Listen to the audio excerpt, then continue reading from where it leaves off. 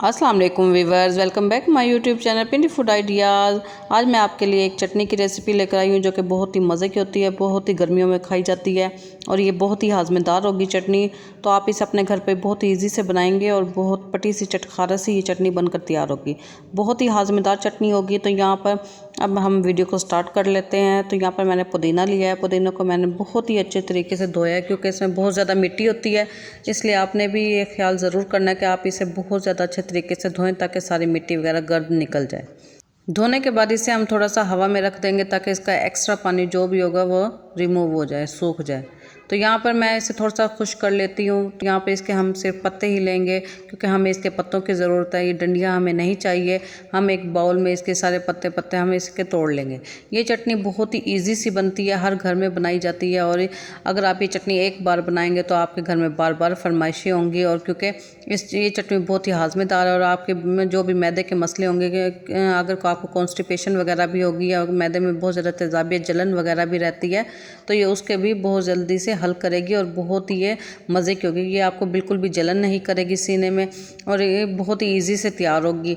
तो हम इसमें बहुत ही सिंपल सी चीज़ें ऐड करेंगे और हम इसमें वही चीज़ें ऐड करेंगे जो इसमें हाजमे का काम करेंगी। तो हमें ये डंडियाँ नहीं चाहिए, मैं डंडियाँ साइड पे कर दूंगी और मैं सिर्फ इसमें पत्ते ही तोड़ूंगी।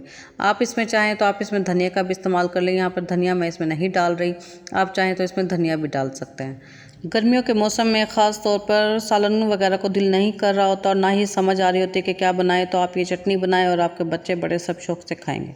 यहाँ पर सारे मैंने पत्तियों को अलग कर लिया है। ये देखें आपके सामने बिल्कुल नीट एंड क्लीन हो गया है और बिल्कुल पानी भी मैंने इसका खुश्क कर लिया है। यहाँ पर अब मैंने 2 चम्मच के करीब अनारदाना भिगोया था। ये एक इसमें बहुत ही अहम चीज़ है जो कि आपने लाजमी ऐड करनी है। यहाँ अनारदाना थोड़ा सा खुश्क होता है तो इसलिए आप कोशिश करें कि इसे थोड़ा सा गर्म पानी में भिगो कर रख दें। ये बहुत ज़्यादा अच्छा सा नरम हो जाएगा और ऐसे फूल जाएगा। अब इसमें हमने कुछ दूसरी चीज़ें भी ऐड करनी है। तो यहाँ पर मैंने 1 टीस्पून के करीब इसमें दड़ा मिर्च ली है, यानी चिली फ्लेक्स लिए हैं।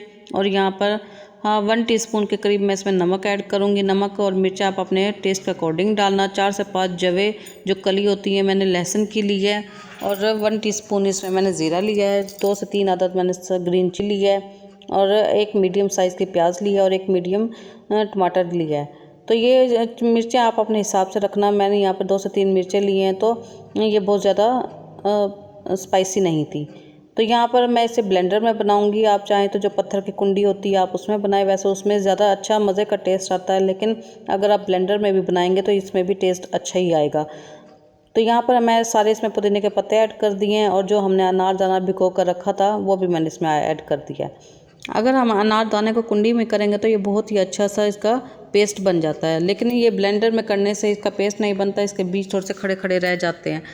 तो लेकिन इसमें टेस्ट अच्छा मज़े का खट्टापन सा आ जाता है। हमने सारी चीज़ें 1 बाय 1 करके इसमें ऐड कर देनी है। इसमें इससे बहुत ही ज़्यादा टाइम नहीं लगता, इसमें सिर्फ 1 से 2 मिनट ही लगते हैं। ये बहुत ही अच्छा ब्लेंड हो जाता है। आपने बहुत ज़्यादा इसे मैश नहीं कर देना। अगर आप बहुत ज़्यादा इसे मैश कर देंगे तो चटनी का जो मकसद होता है वो ख़त्म हो जाएगा। तो इसलिए आपने इसे थोड़ा सा दरदरा सा ही रखना है। तो सारी चीज़ें जो मैंने इसमें ली थी मैं इसमें सारी ऐड कर दूँगी और इसमें हमने थोड़ा सा पानी ऐड करना है क्योंकि हमारे पास ये सारी चीज़ें ड्राई में है, फॉर्म में है। तो हमने इसमें थोड़ा सा पानी ऐड करके इसे ब्लेंड कर लेना है। ये देखें हमारे पास बहुत ही अच्छी सी मज़ेदार सी चटनी बनकर तैयार हो गई है, बहुत ही मज़ेदार सा। ये जो आपको इसमें बीज से नज़र आ रहे होंगे ये हमारे पास अनारदाने के बीज हैं। ये चटनी बहुत ही मज़ेदार बनती है, बहुत ही हाजमे वाली बनती है, ना बहुत ज़्यादा तीखी होती है। हाँ, अगर कुछ लोगों को तीखी बहुत ज़्यादा पसंद है तो इसमें थोड़ी सी मिर्चों की मिकदार ग्रीन चिली इसमें थोड़ा सा बढ़ा सकते हैं। तो हमारे पास मज़ेदार सी ग्रीन चटनी बनकर तैयार हो गई है। आप इसे चावलों के साथ खाएं, पराठे के साथ खाएं, रोटी के साथ खाएं, तो ये हर चीज़ के साथ ही बहुत ही अच्छी लगती है और बच्चे भी इसे बहुत शौक से खाते हैं, बड़े भी इसे शौक से खाते हैं। जिनके पेट में दर्द वगैरह रहता है या जिनको कॉन्स्टिपेशन का मसला रहता है वो इस चटनी को लाजमी ट्राई करें। सो व्यूअर्स, उम्मीद है कि आपको मेरी डिफरेंट सी छोटी सी वीडियो अच्छी लगी होगी। आपने इस चटनी को ज़रूर ट्राई करना है और अगर आपके घर में भी बनाई जाती है तो आप मुझसे ज़रूर शेयर करें कि आपके घर में किस तरीके से बनाई जाती है। सो व्यूअर्स, उम्मीद है कि आपको मेरी वीडियो अच्छी लगी होगी। मेरी वीडियो अच्छी लगी हो तो मेरे चैनल पिंडी फूड आइडियाज़ को लाइक कर दें, शेयर कर दें, सब्सक्राइब कर दें और कमेंट ज़रूर करके बताया करें।